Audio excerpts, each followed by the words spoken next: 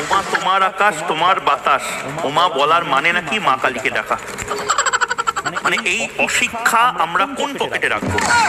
পকেটে রাখবো, কোটের পকেটে রাখবো, প্যান্টের পকেটে রাখবো? এই অশিক্ষা কোথায় রাখবো? প্লিজ হয়ে যাও তুমি। কোন পকেটে রাখবা সেটা আমি তোমাকে দেখাবো। তুমি কোন পকেটে রাখবা সেটা হচ্ছে যেই পকেটে তোমার টাকা আছে সেই পকেটে তুমি রাখবা।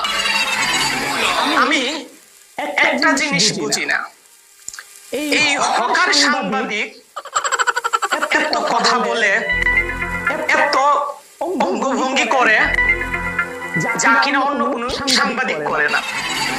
আমি শিওর এই